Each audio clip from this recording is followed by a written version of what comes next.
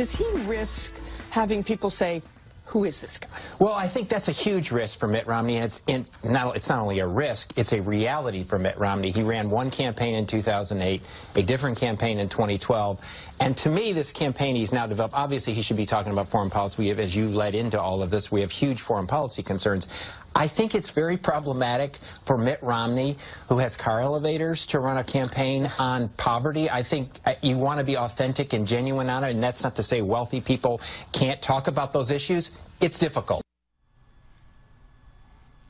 That's Matthew Dowd on ABC yesterday. Of course, not bringing up the fact that Hillary Clinton ran kind of on poverty as well during her book tour, saying she was dead broke when leaving the White House. But, you know, Matt didn't really mention that yesterday. Anyway, let's talk a little bit more about Mr. Romney in 2016. And to do that, we bring in David Swerdlick, who is a columnist and contributing editor for TheRoot.com. David, thanks for joining us. We appreciate it. Yeah, thanks for having me. So, talk to me about Mitt Romney and the third time being a charm. And it looks, by all intents and purposes, that he is going to jump into this race. Probably felt he should have won in 2012. Probably has some sort of hair that stands in the back of his neck that says, boy, if only Hurricane Sandy didn't hit, maybe I would have had enough momentum to get across the finish line. Let me ask you first the obvious question. Does he run in 2016?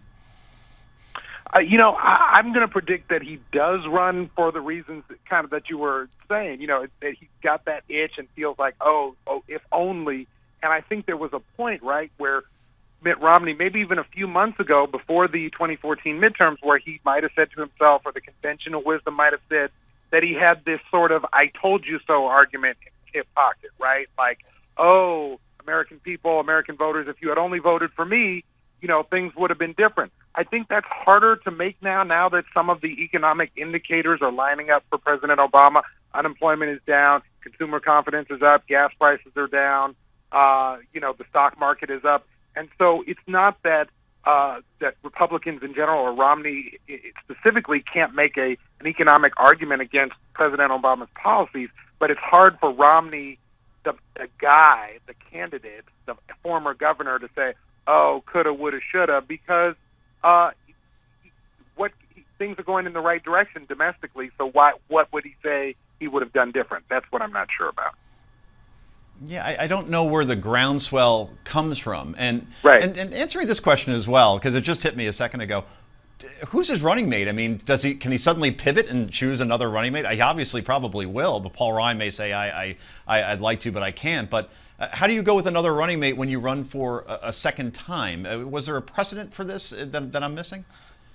You know, I don't know if there's a precedent. I wish I did know the answer to that question. I don't think, though, that it would be a problem. If the problem for Romney, and I think you've alluded to this, right, would be whether he would get all the way through another primary season to where Republican primary voters would say, yeah, let's go with you again. You lost it to McCain in 2008. You got the nomination in 2012, but you lost to Obama in the general.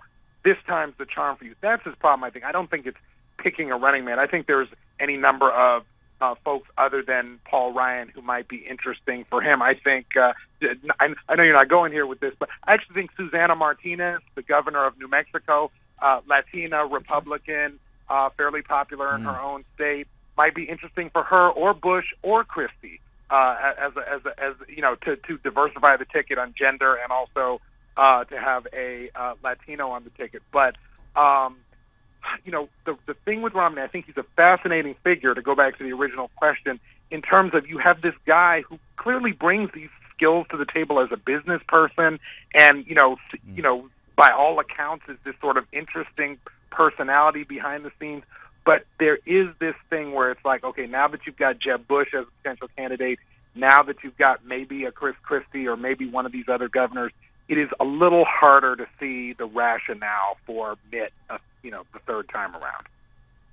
Well, either way, it's great theater, and boy, it's right around the corner, right? It's only now 23 months away until we actually have an election, but we'll be talking about it every day until that point.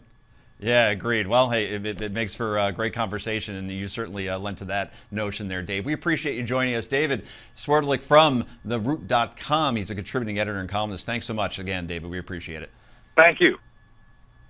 Okay, and we'll be back with the award-winning mystery novelist Andrew Clavin after the break. But first, here's Dr. Chauncey Crandell with some tips for lowering your blood pressure.